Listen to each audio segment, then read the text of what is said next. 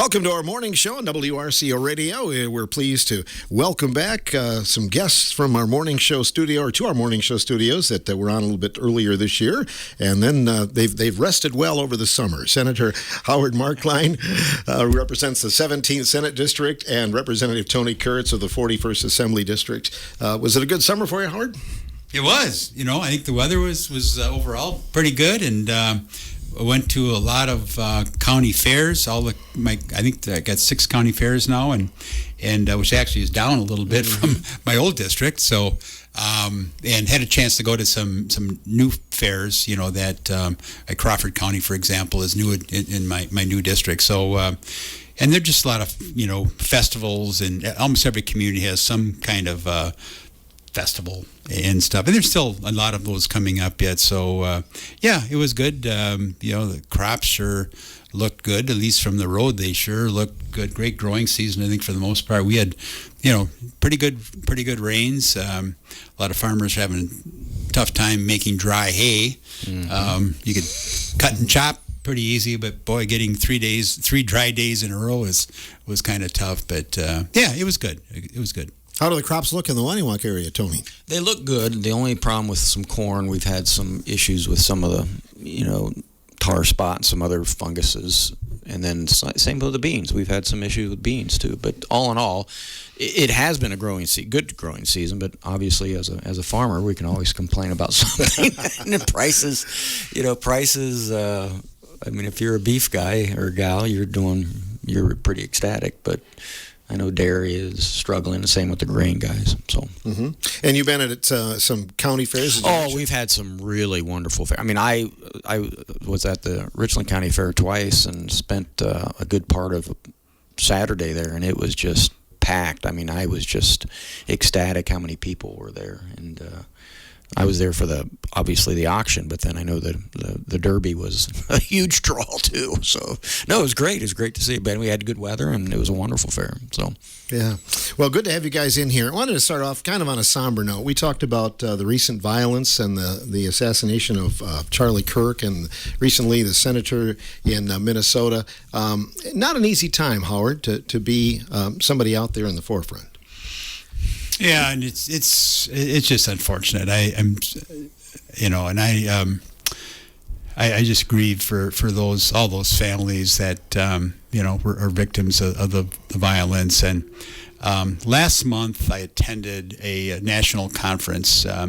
It's called NCSL as the organization. NCSL, bipartisan, both parties there, and they did a segment. One of the first segments of that convention was on the violence, kind of a follow-up to what happened in Minnesota with the speaker and the senator up there. And so, and we had some really, really good speakers. The senator that survived the Minnesota shooting was there, spoke, and then the Gabby Gifford from Arizona spoke, and it was very good. But they had a little panel and talked about how did we get here, and what are the contributing, and these are all just opinions, okay? So they can't prove it, but, I think there was consensus by a number of people that, today, we have with technology, unfortunately, if I've got crazy thoughts, violent thoughts, and I'm doing violent, playing games that are violent and all this stuff, and I'm isolated. I'm in my basement on my computer and doing this stuff. 40, 50 years ago, I would be isolated. There'd be nobody else encouraging that kind of thought. And today, there's somebody out there on the internet that's probably going to say, yeah, Phil, go do it, kind of thing. And I think that contributes to this. And then the other thing I think that is a factor is the way many people isolate. Okay, you can work from home, you can order your groceries, from you don't have to get out for anything anymore, and we're seeing fewer and fewer people joining civic groups, the Lions Club, and that sort of thing, and fewer people going to church. And and I guess the point here is we're having less face-to-face dialogue and talking, and so which I think just helps feed into some of these extremist, violent, kinds of acts, and so I don't know. I mean, it's just unfortunate. It really is, and it's both sides. I mean, I'm not. This is both sides. I'm sure Tony hears it too from it's just we got to tone it down a little bit here, and I think it's also disappointing when people disagree with you. Therefore, I hate you. Because I don't know. There's and I enjoy having good conversations with people that disagree with me. And I've got.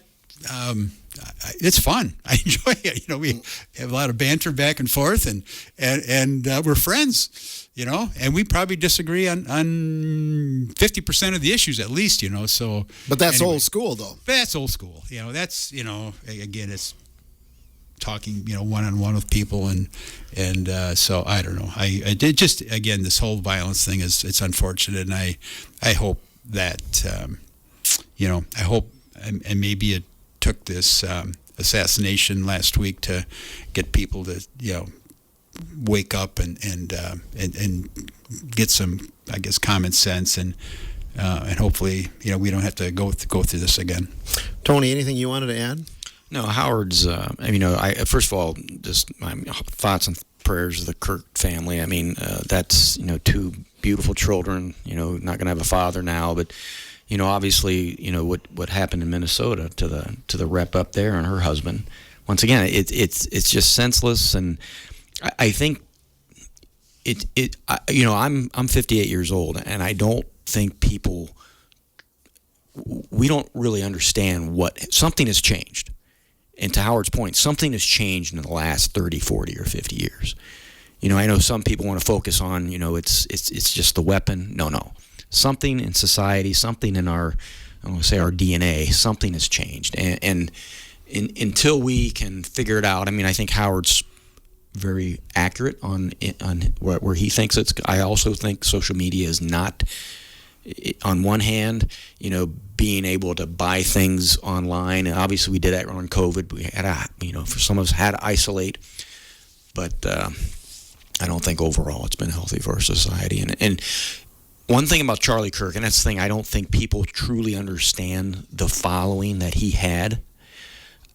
He was, I'm not a new technology person, but his podcast was in the top 10 worldwide almost every week. He had a huge following, and it was particularly those individuals below the age of 35. My daughter's 27. She's going to be a pharmacist one of these days. She listened to his podcast. So this had far-reaching implications that maybe somebody my age don't understand. I had a couple of my colleagues that are below the age of 30. These are elected officials. They literally were in tears.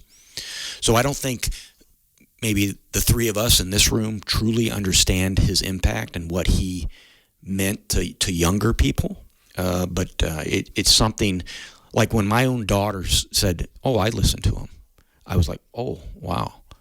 Her boyfriend listened to him. So it's something that's like, wait a minute, there's something more to this. And I think you see that as you're seeing just the outrage, but also the outpouring. But I will say something else too. And what bothers me the most is how people are justifying, basically, you're seeing on social media and other aspects where people are actually saying he deserved it based on his comments.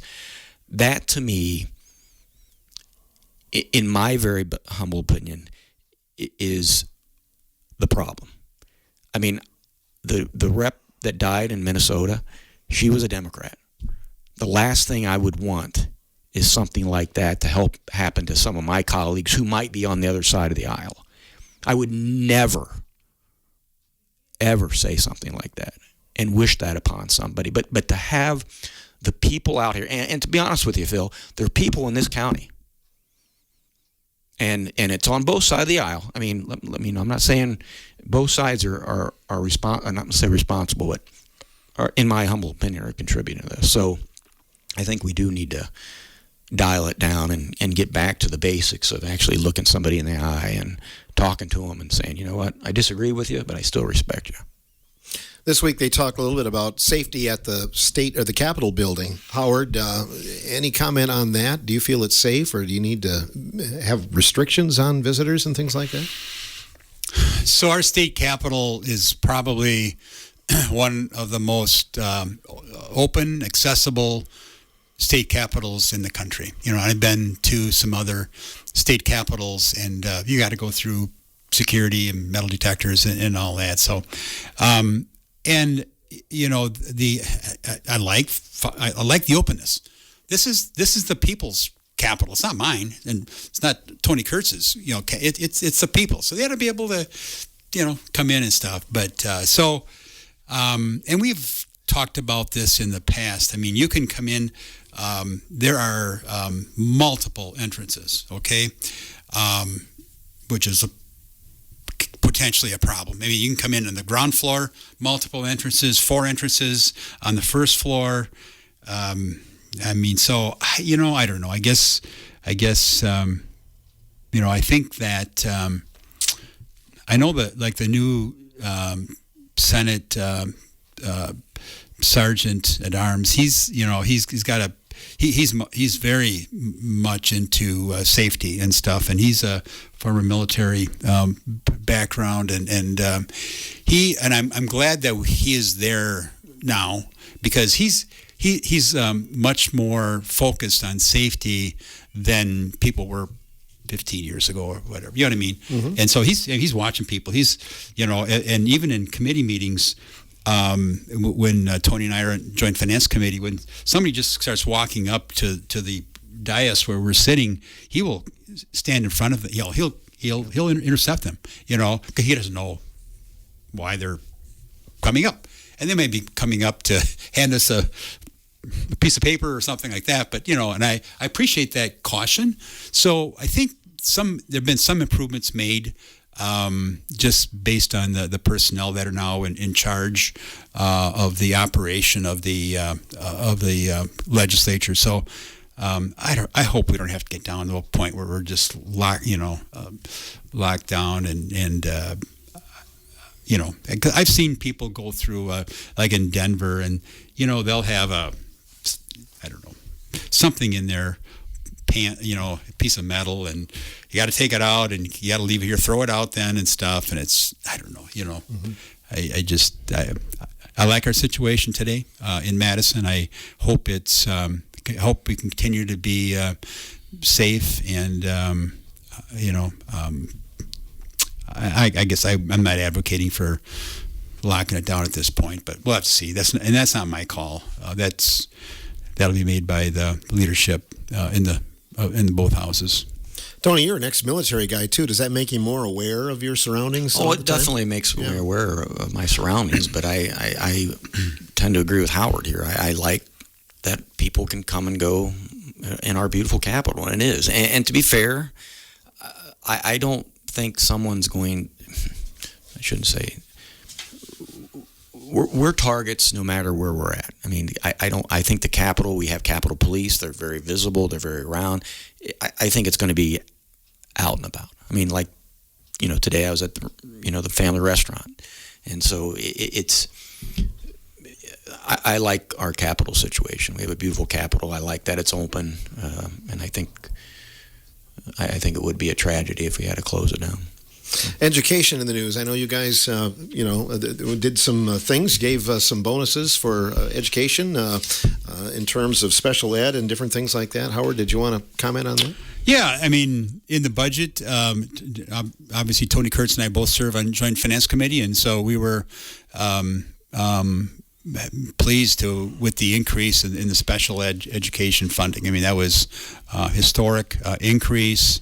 And in the special education funding, we ratcheted up what I call kind of the regular special education payments. We increased that quite a bit, but the high cost special education, which is a separate category, and these are the situations where it costs more than $30,000 a year for a student. And in our small rural school districts, I'll tell you what, you get a student, and this has happened, unfortunately, where in October, a new student moves in to Weston, and they are, and the cost might be $100,000 a year. So in the past, when you were only reimbursed the small, a third of that, that's an incredible amount of cost that came from the other students, basically from the general fund to fund this high cost special education. We increased that funding to 90% in this last budget. So again, I think that is really going to help the small rural districts where one student can really have a huge impact on your budget. I don't know if it's going to help a Madison or more, some of these big metro school districts. I think the numbers are so big, and they can probably plan for it. But it should help our small districts. Mm-hmm. Anything, Tony? Well, no. To Howard's point, a lot of people don't understand. You have that one child, and this is where a lot of people don't understand the special education. This is something we, as a state, and all states have to do. Special education funding, basically, it was a federal law how many years ago was passed and upheld by the U.S. Supreme Court that basically every child has a right to an education. And so, to Howard's point, one child, especially high cost, I mean, some of our smaller school districts actually have to pay for transportation for those individuals, maybe to go to Madison or maybe to go to La Crosse. And to Howard's point, those larger school districts in the Madisons or in La Crosse, they have the services there, so they don't have to, because transportation costs are a huge part. So I think one of the things as we traveled around the state and did our listening sessions as the budget committee, that was by far the number one thing we heard about help with special education. Now, one thing unique that a lot of listeners don't understand, and I think I think is our responsibility, when we provide money for special education funding, once again, due to that federal law, we can never back down from that money now. So the money that we put into special education last budget is money that will always stay there now. And so now we've created a new base level funding. To me, that's what is pretty significant, because if we do have a downturn in the economy and for some reason the state has to cut back, we can't cut back on that because we could get basically sued by the federal government. And so it's called a maintenance of effort. And so I think to have the 90% for the high costs, and now in the second year of the budget we'll be at 45% for special education funding, I think was pretty huge, especially for our districts in this part of the state. I know there's a bill talking more about dual credits and those counting for high school students. Have you looked over that? I have not looked at. I know that's a big thing, and I know a lot more of our students are doing that. But that's something I have that's on my to-do list to look further in that. Mm-hmm. So. And curriculum, too. I know they've talked a lot about reading was a real focus, Howard, and I think math might even be on the forefront, too, focusing on that a little bit more. Yeah. And I think there's just been a renewed interest in the basics, math and reading. And reading is such an important skill. I mean, if you, especially early on in your educational path, if you can't read, almost every other subject is going to be a challenge. Even math. I mean, a lot of the math problems are story problems, or you got to read and understand what the problem is before you can attempt to solve it. So I'm fully supportive of again focusing on those core activities, and also the other thing I think is we're seeing much more interest in our schools, and that is on the tech issues and stuff. I mean, there are some incredible opportunities out there for students coming out of our high schools, and not every student is probably should go to college. I think there historically has been a strong emphasis that you got to go to college, you got to get a 4-year degree. You'll never make anything of yourself if you don't have it, and all that stuff. Well, boy, I'll tell you, there's some people in the trades and all kinds of skills or careers that, man, they're making good money. And so I'm glad that a lot of our schools are kind of refocusing, some of their efforts again. I think that stuff kind of went away in the past, and so we're seeing, renewed interest and stuff. So I saw something from, this is several years ago, that they did a correlation of when districts started to cut back on their tech ed shop and some of those classes, and the dropout rate increased. Okay, this is statewide, which is interesting because some of those people, I had classmates that were incredibly successful after they didn't go to college. They were gearheads and proud of it, in high school, and they were very, very successful. And so, those are the kinds of students too that, if you don't have those kind of hands-on opportunities for some of those skills, I think we may lose them in our school system, which we need to keep them in school. Oh, honestly, you get them into the workforce a little bit faster too. But you're seeing more. To Howard's point, our school districts, especially in this area, they have pivoted. I mean, they are. I mean, the more hands-on, the different fields they're doing, and the tech colleges are doing very good responding to that. And once again, the businesses around here have partnered with that. They're embracing that because they can get that young man or woman right out of school. And once again, a lot of them are coming out of school with no debt. I mean, and those jobs are needed, and it's interesting. A lot of those jobs, guess what? They're not going to get shipped overseas. Mm-hmm. So Southwest Tech and Fenimore has done marvelous. For absolutely. So absolutely. We'll take a break and be back with more on the morning show in a moment. We have Howard Marklein, Tony Kurtz in the studio with us for their monthly visit here on WRCO.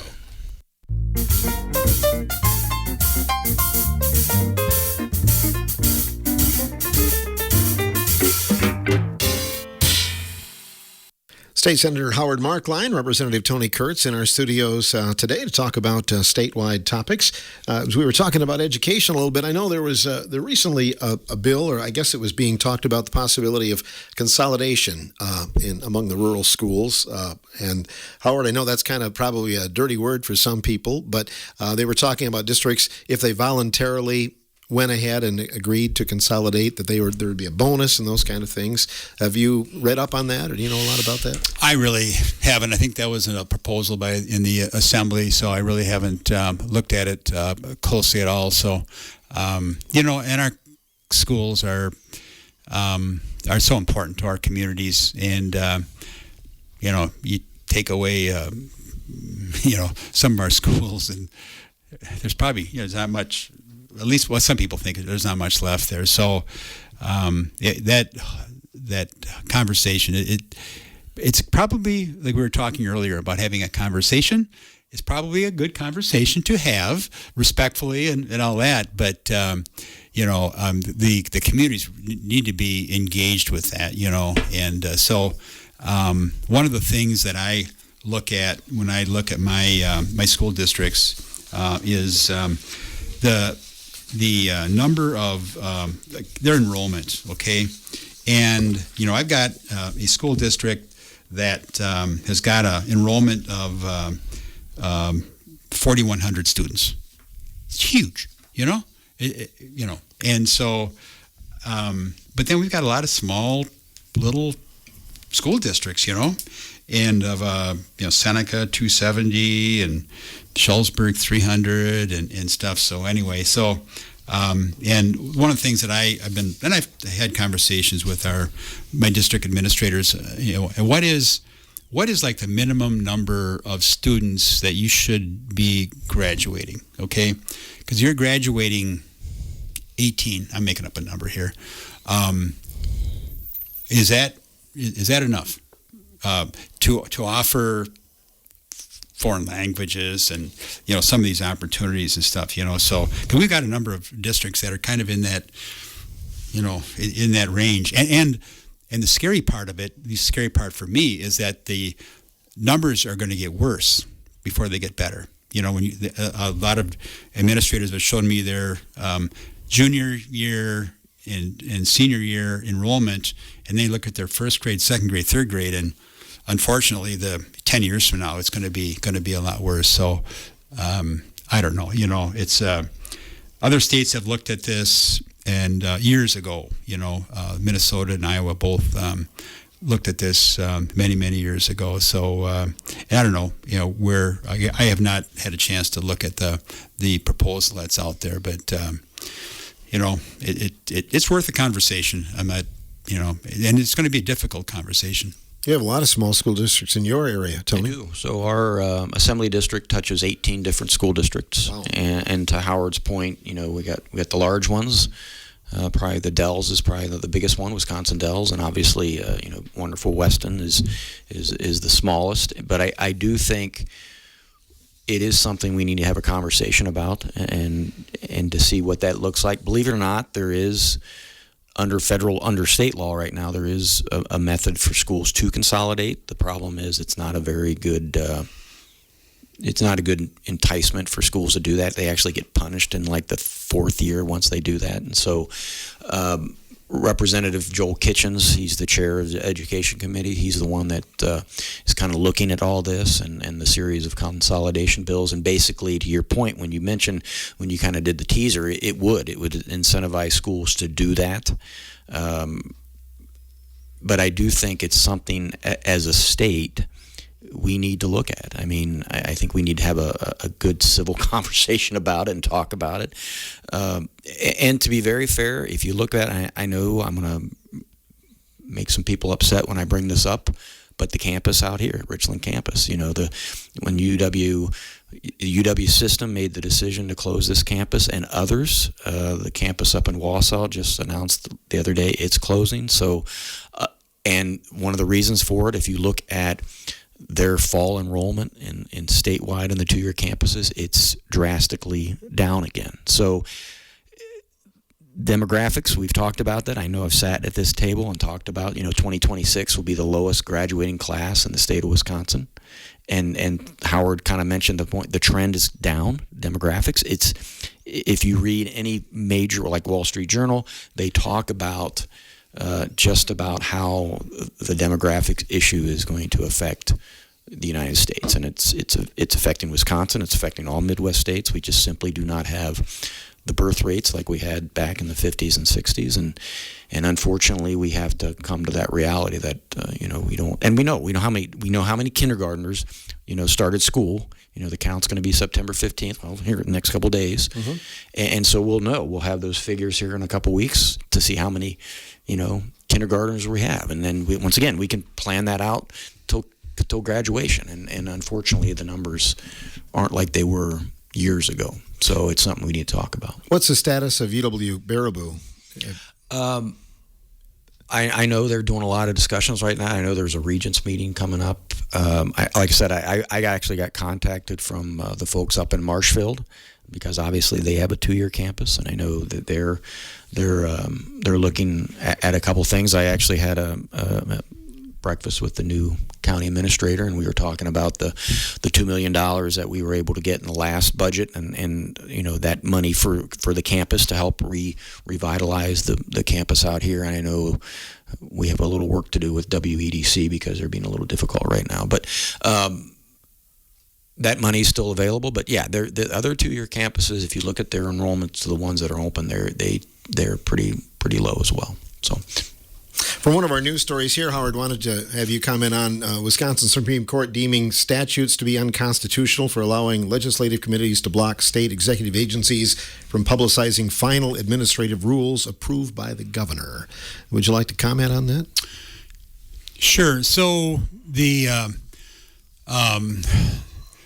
way the process has worked for 100 years or better is that the legislature would pass laws, would go to the governor would sign the bill, and it becomes law.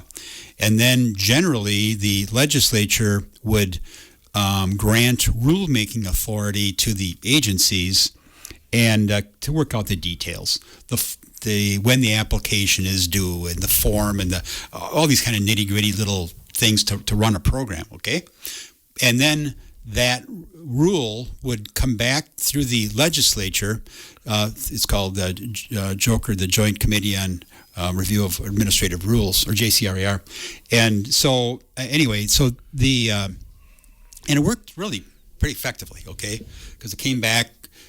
The legislature, and again, we're closer to the people than the state Supreme Court.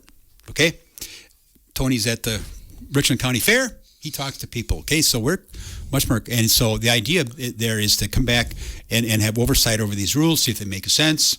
I would, in the vast majority. I mean, I 90+% of the rules are approved as submitted, okay? But there have been cases where we've said, hey, listen, this doesn't make sense or whatever. Go back, tweak it and stuff. So anyway, so the Supreme Court basically said that now that process isn't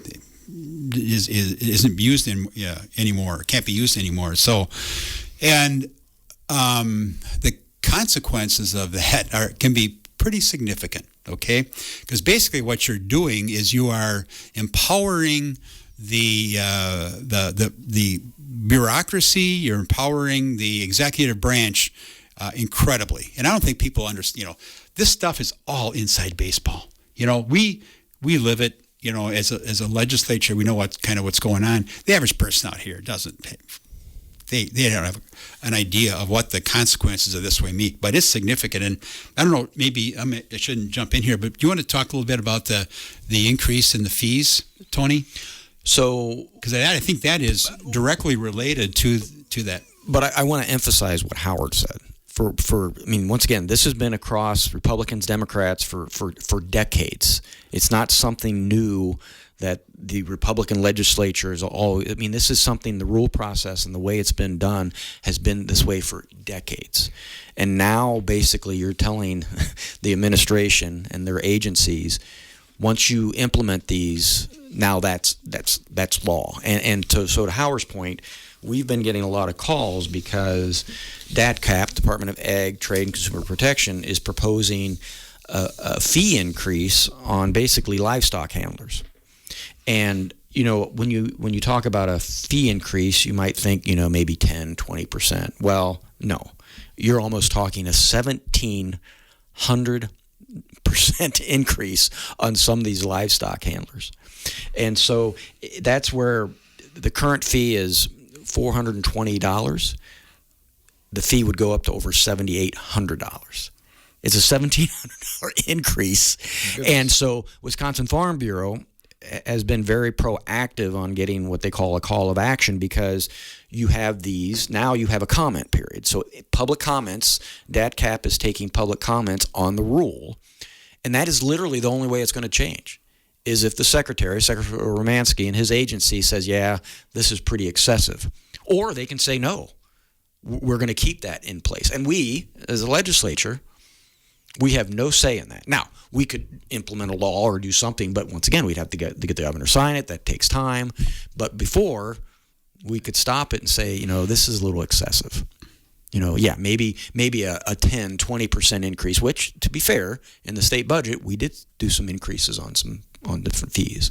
But they were, maybe 10% or 12%, but a 17% increase. And who is it going to hurt, Phil? 1,700% increase. It's going to hurt our small livestock handlers in Richland County, in Grant County, in Crawford County, in Vernon County. That's who it's going to hurt the most. And I've talked to a couple of them, and they said this could drive me out of business if this goes through. Yeah. I when I was at the Iowa County Fair a couple weeks ago, that's one of the things that I heard over there pretty loud and clear, and this fee increase anyway. And again, stepping back to your original question regarding this process, the court and all this stuff, I just hope people have an appreciation for, again, how much power is being consolidated into the executive branch. It could be on any number of issues, and I don't think I've chatted with some people. I said, don't you think someday there's going to be a Republican governor and a Democratic legislature, and I think that they're going to cringe at, like, why did we do this, or on a whole number of issues. So I don't know. The balance of power has certainly shifted from the legislature to the executive branch, and long term, I don't know if that's a good thing. And it's also people that transport. So there's about 1,000 truckers that have licenses to transport livestock, and that fee increase, if it goes through, what DAT cap, that's a 517% increase. It would go from $60 to $370. And like I said, I that to me is, but that's why public comments, any of your listeners can make a public comment that this is, and maybe some people support it. I haven't found one yet, but it's pretty excessive. When does that come up for a vote? I mean, is there a deadline? Well, no, it's basically the public comment period right now. I'm actually trying to pull up the dates right now and find out when the different comments, because I know Farm Bureau has been putting out a lot about it, and I would hope some of the other ag groups have also been putting a lot of things about it. I think it's to October 15th. Okay. So you got September 11th, September 16th, September 17th is when they're holding the hearings up at in Madison, and written comments have to be submitted by October 15th. A comment from a listener, and we were talking a little bit earlier about the internet. I'm not sure if either of you can comment on this, but AI question. Is there a legal disclaimer that can be added to AI content so people know what is AI generated and what's legitimate and what's not, Howard? Excellent question, and I don't know that there is any tag or anything at this point, but it is. AI has the potential to make our lives good, easy, streamline it, more productive. It also has the ability to confuse people incredibly, because I can do a. I can't do, but somebody smarter than I could do a thing with Phil Nee, and you swear it was Phil Nee. Your lips are moving and all that stuff, but it's not you. And I guess down the road here, when it comes to political stuff, I'm curious how that's gonna work out, because you can do almost anything now. It's scary, and I know like the legislature, the Legislative Fiscal Bureau, who Representative Kurtz and I rely on a lot for their analysis and research and all that stuff.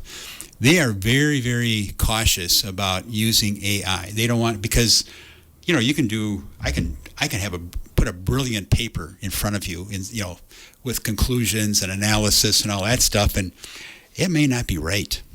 So they're kind of backing off, kind of forcing their analysts to kind of, again, be old school and do the research and not use AI. And it may take them longer to do that research, but I feel more confident that the opinions that we get from them is going to be honest and the truth, and something that was generated out there on the internet someplace. Mm-hmm. Yeah, sound bites could come into play, like they could put words in your mouth pretty exactly easily. Yeah. But I know as a state we have looked at different legislation. I know the federal level's looking at this. I know some of the search engines that I use, it'll say AI generated. So some of that is happening, but I do think as this gets more and more, I want to say mainstream, we do have to have some, I hate to say it, some protocols in place on how people are going to know that. The deep fakes, like Howard's point, so I have a colleague, Representative Shannon Zimmerman. He is like at least in the assembly, he's kind of the guru when it comes to the technology stuff. And last year, he kind of made some funnies with us of each individual, and it was all stuff that he did on AI, and it was like you couldn't tell the difference. It was staggering about how it was like, whoa. I mean, the voice tones, but there needs to be some controls in place. But that's scary. Those are. Yeah. This conversation, for your listeners, this is live. Yeah. here in studio today, right? So we're not We're not AI generated. No. I did talk to a couple of classroom teachers who were in the studio, and they talked about what you talked about, Howard, papers, term papers, but they're going back to make and write them in class just to be sure that it's their work, And one of the things that I think you're hearing some people do too is to like when it comes to research or analysis, is to come in and explain your research to me. One-on-one, justify in your own words, what does this mean? And now if you did it, if you did the research and analysis, you shouldn't have too hard of a time explaining your opinion and supporting your opinion. If it came off the internet last night at 10:30, well, you might struggle a little bit. So I think you're going to see maybe again, that's kind of old school stuff. It's using technology, but we got to use maybe some old school conversations too to explain and justify the research that was done. Most that thing you used in accounting school that.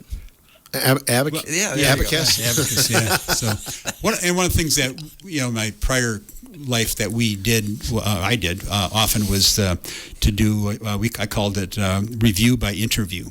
So manager would bring in an audit file, and it's just beautiful, ticked and tied and everything, and I'd put it aside and I'd say, Phil, tell me, what's this business's biggest risk?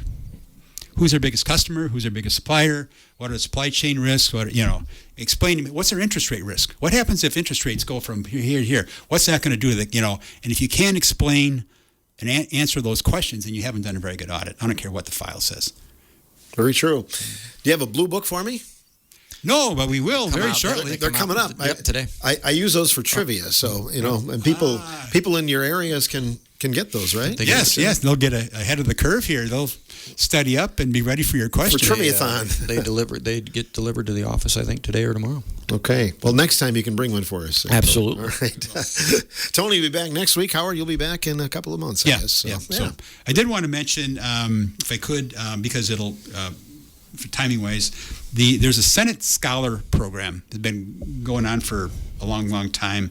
And the applications, Senate Scholars are, there's 33 Senate districts, and there's a Senate Scholar per district, and this is for high school juniors and seniors from all over the state, and they spend basically a week in Madison with us, with their colleagues from around the state.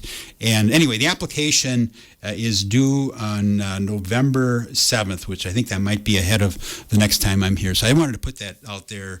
It's a great opportunity. And it's interesting to talk to some of these students years later. And so anyway, if you're interested, probably the best thing to do is just contact our office, and we can give you the link for applying for that. Okay. Tony, anything else you wanted to add? No, it's interesting. So we had a young man, obviously, when the district used to go up in the Mauston area. His name was Connor Harchie. Connor actually did this program with Senator Marklein a few years ago, and now he actually works in the Capitol. So it's kind of interesting how it's kind of full circle for some of these young men and women. So, indeed. Thanks for coming in. Well, take care. Have a good day. Conversation today. Thank you, Phil. You bet. Senator Howard Marklein and Representative Tony Kurtz joining us for today's morning show.